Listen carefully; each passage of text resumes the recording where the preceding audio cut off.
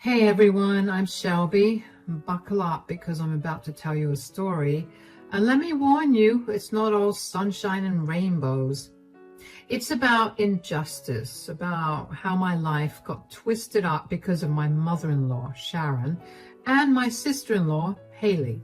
Let's rewind 8 years ago when Chad, my amazing husband, and I tied the knot. Back then, everything seemed perfect. Chad and I were head over heels for each other. We had dreams of a happy life together, just like in the movies. You see, Sharon wasn't exactly thrilled about her son marrying me. I guess she had different plans for him. And Haley? Well, she was like a puppet, dancing in her mom's tunes, causing chaos wherever she went. She was younger, but oh so foolish, the queen of bad choices. Haley despised me like it was her job, and 3 days before our wedding, Haley and Sharon barged into Chad's and my apartment. What's going on? You can't just barge in here like this. Look at this, Haley. My own son won't even let me into his apartment. Mom, it's not that simple. Every time you come here, there's tension and insults thrown at Shelby. Why can't you just accept her? She's an amazing woman, educated, from a good family. What's the problem? Chad, you're not seeing the bigger picture. There's something about Shelby that doesn't sit right with us. Shelby is the woman I love, Mom. She's been by my side through everything, including Dad's passing. We've built our lives together. But what about us? You're abandoning your family by choosing Shelby over us. Where's your loyalty? I did not raise you to be this way. Mom, let's not do this. We're getting married in 3 days. I can't just abandon Shelby because you don't approve of her. Sharon, I've done everything I can to prove myself to you. I've tried to be a part of this family and to love you all. All I want is acceptance, love, and a chance to make Chad happy. Shelby, don't play the victim card here. An outsider like you doesn't get to have a say in our family matters. And Chad, here is the final ultimatum for you. Leave Shelby or you are not welcome in this house. No contact. Consider yourself out of the inheritance as well. It's your decision. Mom, this is ridiculous. You're asking me to choose between my family and the woman I love? The decision is yours, Chad. Choose wisely. Well, it wasn't like Chad made his decision willingly. He was forced into it, pressured by his mother and sister. For the next 3 days leading up to our wedding, Chad tried everything to convince Sharon and Haley to come to accept me and be a part of our joyous celebration. But they refused, stubbornly holding on to their hatred for me. Even though our wedding day was filled with laughter and joy, I could sense the sadness in Chad's eyes. He was losing his family, and I couldn't help but feel responsible despite his reassurances that this was what he wanted. All our guests noticed the absence of Chad's family, wondering where they were. It was a hard pill to swallow. After our honeymoon, we continued to reach out to Sharon and Haley, hoping for some reconciliation, but there was no response, just silence. And then Chad finally said it was time to let go and accept that his family might never come around. Chad, I need to talk to you about something. I feel like everything that's happened is my fault. Haley and Sharon, they're your family. I get it, Shelby, and I'm sorry you feel that way, but it's not your fault. My mom and Haley have always tried to control my life. They never liked any of my girlfriends. They just can't accept that I'm grown up now and ready to start my own family. They've always had this habit of playing toxic games even when Dad was around. Mom was in charge and Haley was her puppet. I've let them get away with too much for too long. But the one time I ask for something, they lose it. I think it's time we stop reaching out to them and show them that things can't always go their way. But Chad, is this really the right thing to do? I know they don't like me, but giving up on them? They're the ones who gave up on us. They treated you unfairly in the past, and I can't stand for that. If they want no contact, then so be it. I'm happy with you, and this is a fresh start for us. After a year of no contact with Sharon and Haley, life with Chad had settled into a comfortable routine. Our jobs, friends, and my family kept us busy and content. We hadn't spared a thought for them in months, but one day, fate intervened. Chad and I stumbled upon Haley at the new shopping complex in town. She wasn't alone. She was with a guy who was much older than her, covered in tattoos, and who gave off a bad vibe. Haley was Chad's sister after all. I understood his protective instincts. He wanted to approach her, and I didn't stop him. Instead, I stood by his side as we went to say hi to them. "Hey, Haley, long time no see." "Hi, Haley. How have you been?" "What a surprise, Chad and Shelby. I thought I made it clear I didn't want to see you." "Come on, Haley, let's not start off like this. Who's this with you?" "This is Max, my boyfriend." "And you must be Shelby's brother, Chad. I've heard some things about you. Where did you guys meet?" "Enough with the questions, Chad. Don't think for a moment that I've let go of what you did to us last year. You brought Shelby into the mix, causing chaos when Mom clearly didn't like her. And now you have the audacity to investigate my boyfriend when your taste in women is appalling. Cutting you off was the best thing we ever did." "Haley, that's it. I made a mistake trying to approach you. Mom's manipulation has gotten to you." That conversation with Haley left a bitter taste in my mouth. Chad and I quickly realized it was a mistake to approach her. We tried to brush it off, pretending it never happened. Little did we know a storm was brewing. But then, unexpectedly, a year later, everything changed. It was a dark Sunday, and we were just lounging in bed watching Netflix. The doorbell shattered the calm, and Chad went to get the door and then called me downstairs urgently. Rushing down in my robe, I couldn't believe my eyes. Sharon appeared in front of me, and she wasn't alone. With her was a stroller covered to keep it dry from the rain. Chad and I exchanged a puzzled look. What could Sharon be doing here, and who was with her in the stroller? "Mom, what are you doing here, and why the stroller?" "Sharon, why don't you take a seat and tell us what's happening?"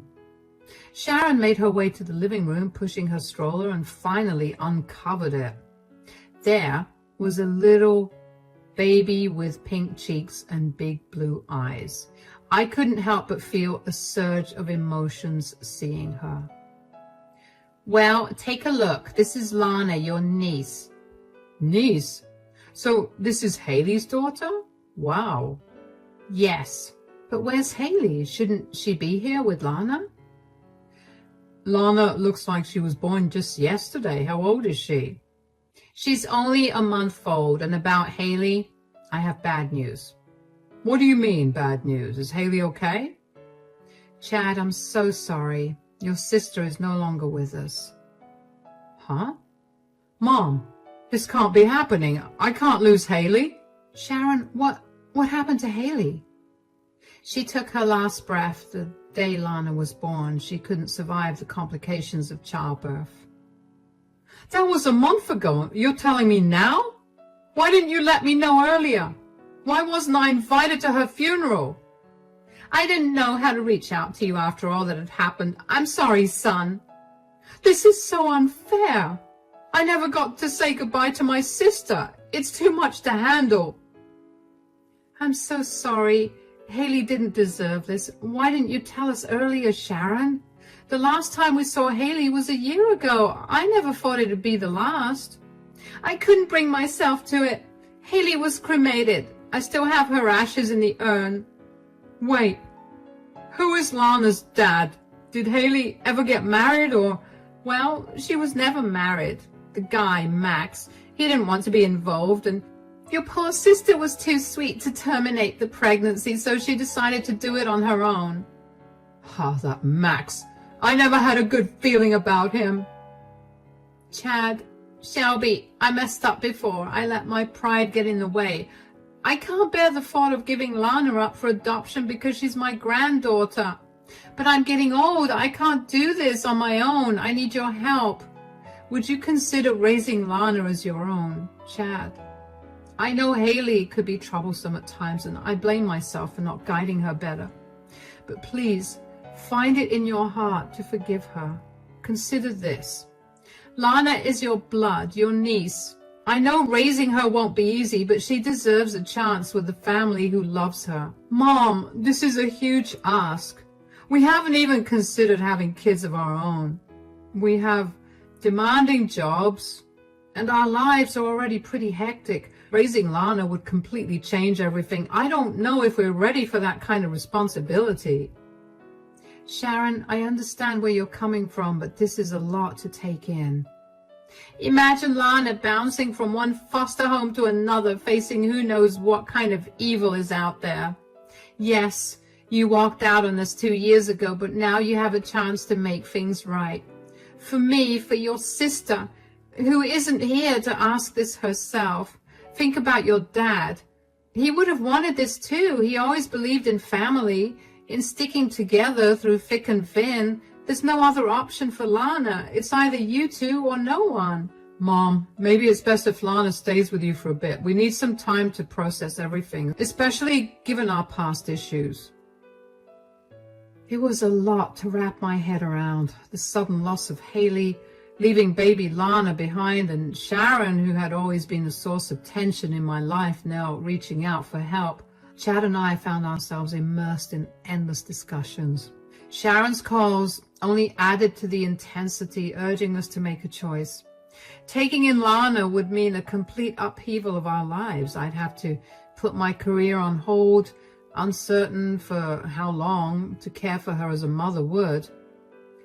It meant rearranging our plans, adjusting to the needs of a baby, and embracing a new reality. But then there was the alternative, placing Lana in the hands of strangers through adoption, and the thought sent shivers down my spine.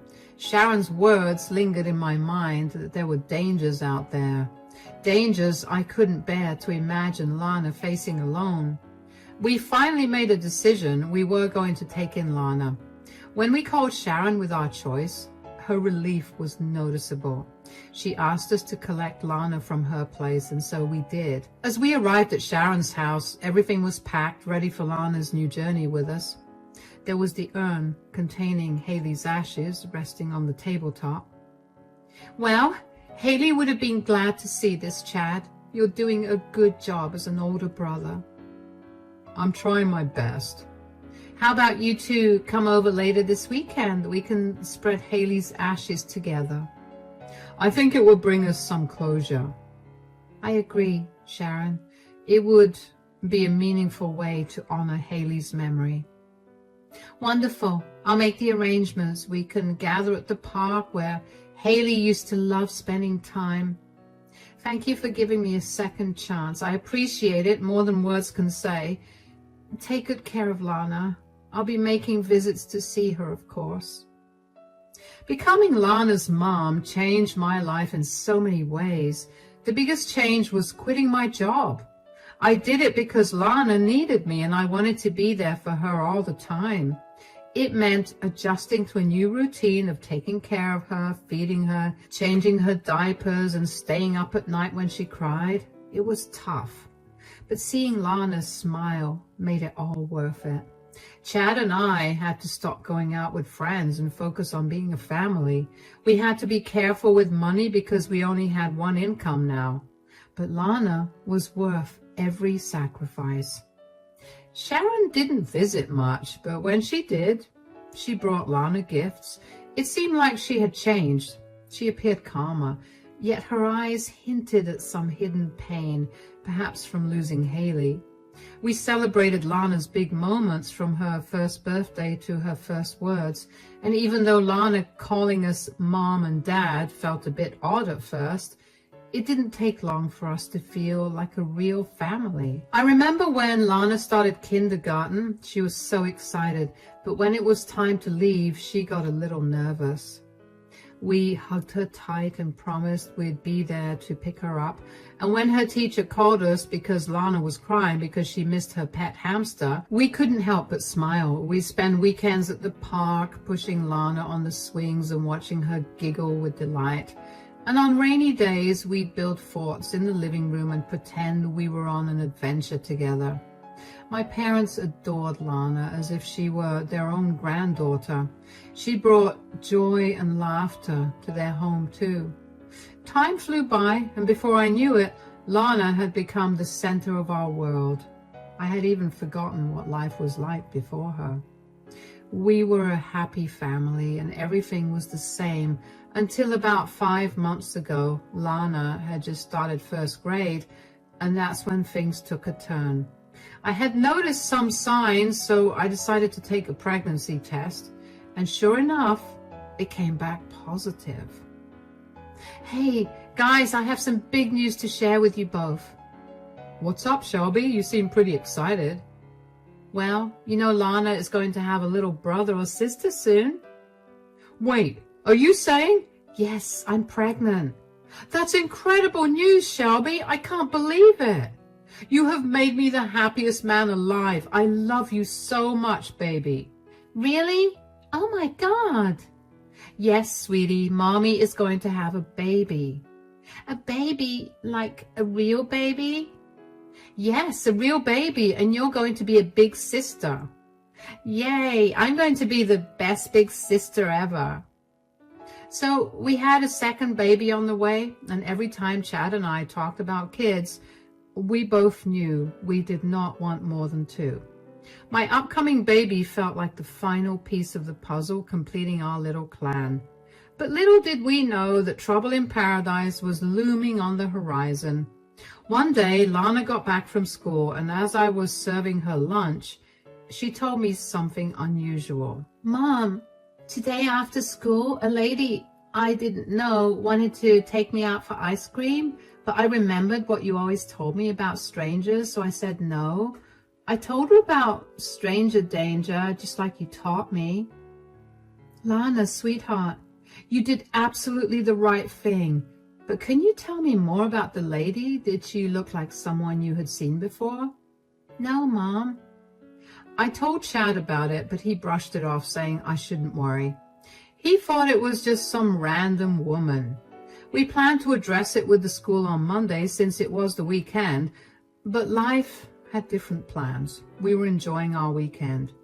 Chad and Lana were in the backyard watering the plants, and I was baking some chocolate chip cookies, but then I heard a knock.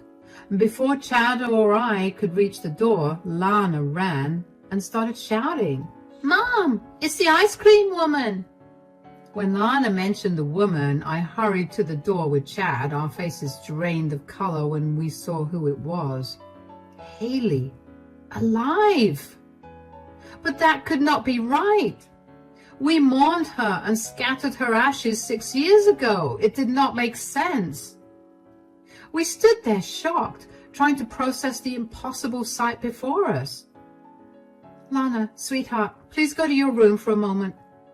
Hold on a minute. Nobody's going anywhere. I'm here to take Lana with me. Mom, what's happening? I don't want to go. Lana, it is okay. Everything will be fine. Just go to your room. Lana stepped back and headed upstairs. Huh, Mom? Shelby, you are not Lana's mother, are you? Then what is this? Haley? We thought you were gone. We even scattered your ashes with Mom. How can this be possible? Oh, Mom is behind it. Look, I did not know what you've been told, but I'm here now. I came back to make things right, and Lana belongs with me. What do you mean, make things right? Exactly what it sounds like. You can't just come here and disrupt our lives. You need to leave. I just got back in town yesterday. I am not going anywhere. And just so you know, I have to sort something out with Max. But I'll be back. Get ready for it. As soon as she left, Chad and I looked at each other completely shocked. We had no idea what was going on. Haley had suddenly appeared out of nowhere, and we were left wondering whose ashes we scattered 6 years ago. It was all too confusing. The only person who could explain was Sharon. Without wasting a moment, we called Lana's babysitter who lived nearby. She arrived quickly and we hurried to Sharon's place. Chad and I were furious and bewildered, and after a long drive, we finally reached Sharon's house. We didn't even bother knocking. Chad just barged in. Sharon was sitting in the living room watching TV like nothing was wrong. "Mom, we need to know what really happened. All these lies are too much to handle. Our family's at risk because of you. You better start talking." "Chad, Shelby, what are you doing here? What's going on?" "Oh, Sharon, don't act clueless. What kind of mother lies about her own daughter's death? Whose ashes did we spread at the park that day?" "Oh, no. Did you hear from Haley?" "Yes. She showed up at our house. Lana was right there. She saw her and heard everything. You told us Haley was dead. But there she was, alive just an hour ago." "I'm sorry. It's complicated, but I did what I thought was right. Those ashes we scattered, they were fake.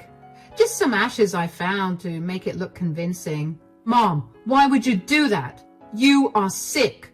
"Please, Sharon, no more games. We just want the truth." All right, I'll spill it all.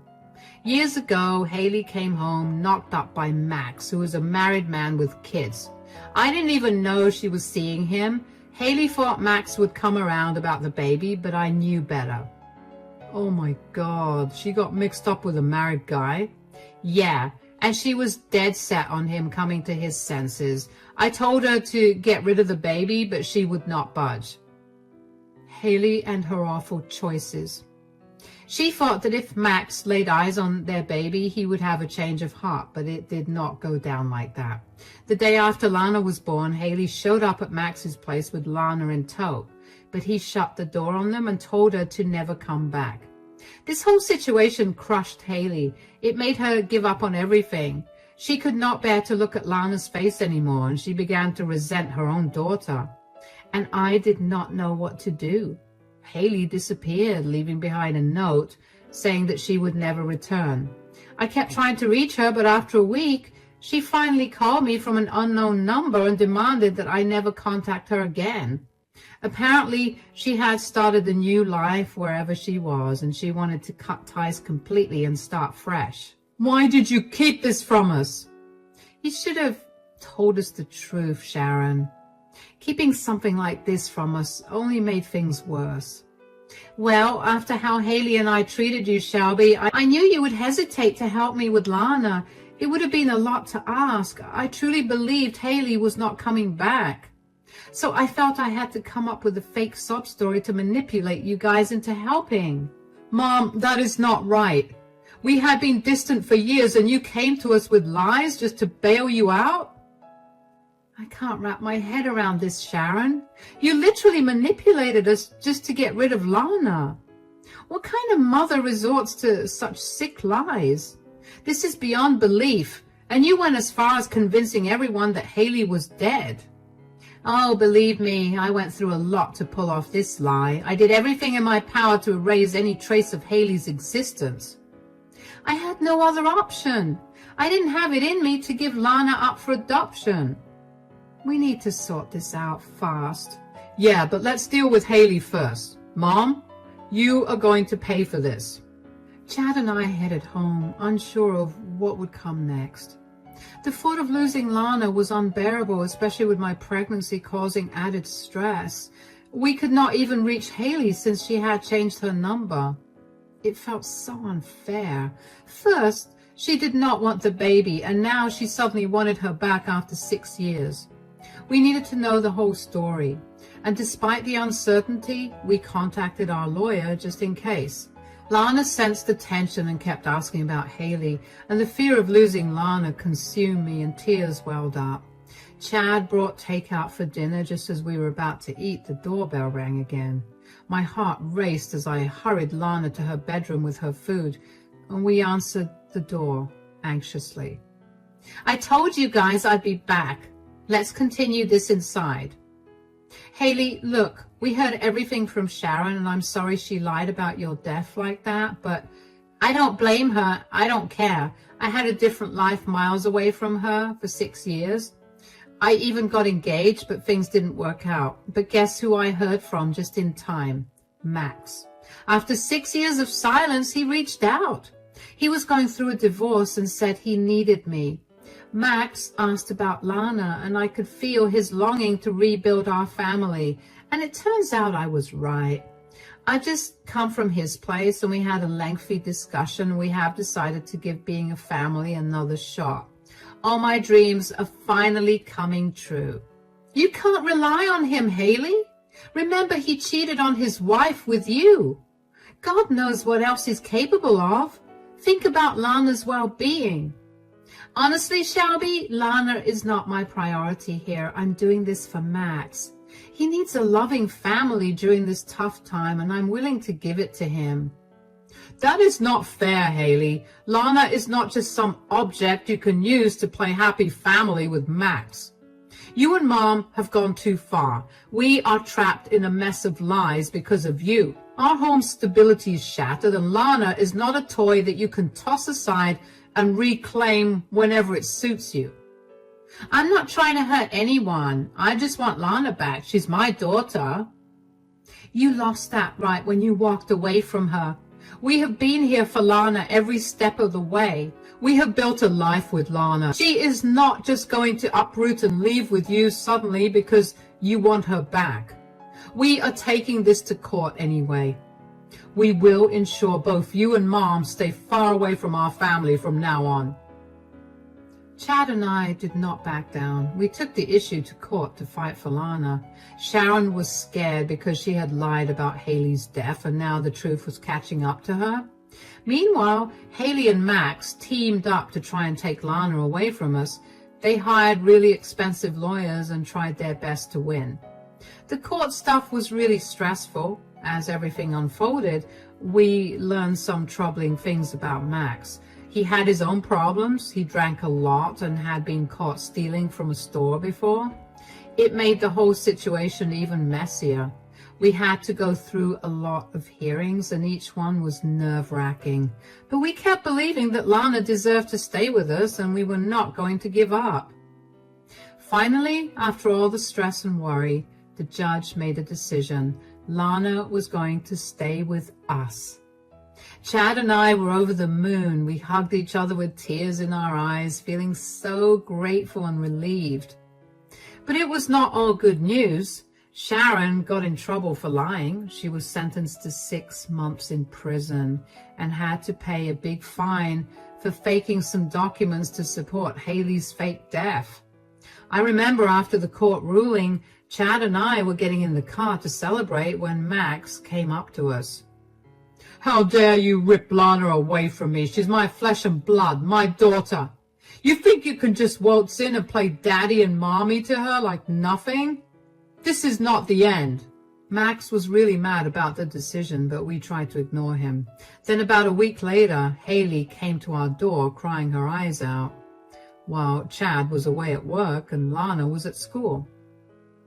Haley, what brings you here? You know the decision has been made. Being upset will not change anything. I'm here because of you. You have ruined everything for me. What do you mean by that? Max told me that after his divorce, all he wanted was his daughter back. I tried my best to give him that, to make things work. But you had to sabotage my plans, and he's done with me now. He said he's had enough and that he wants me gone forever. I don't know what to do. I'll be all alone. He is just so selfish. First, he loses one family, and then suddenly he wants you and Lana back. It's all about him, isn't it? You, Sharon, and Max, all of you are cut from the same cloth, and now you are facing the consequences of your actions. Please, Shelby, I don't know where else to go. I'll be left with nothing. I'm sorry, Haley, but Chad and I have moved on from your problems. We can't keep helping you. It's time for you to face reality and move on, too. Maybe it's best for you to start over somewhere else. If you don't leave now, I'll have to call the police. This is your last chance. For those of you who stayed till the end of this story, thanks for sticking around. Now, you might be wondering about how things turned out for us. Well, it has been 3 months since Chad and I officially became Lana's mom and dad. Life's been a bit of a whirlwind since then. Haley's gone off somewhere and Sharon's still in jail, but for us, it's time for a change. Chad got a job offer from a big company in another part of the state. So we are packing up and moving, and it just feels like the right move for our family, especially with another little one on the way. Lana's doing really well. She's thriving under our care, and we could not be happier to have her. As for me, I'm getting ready to be a mom for the second time, and I'm so excited about it because this time it's going to be a bit different. Even though we faced some tough times, I am thankful for how things turned out. Without those struggles, we would not have Lana, and she has brought so much happiness into our lives. So, here is to new beginnings and whatever the future holds.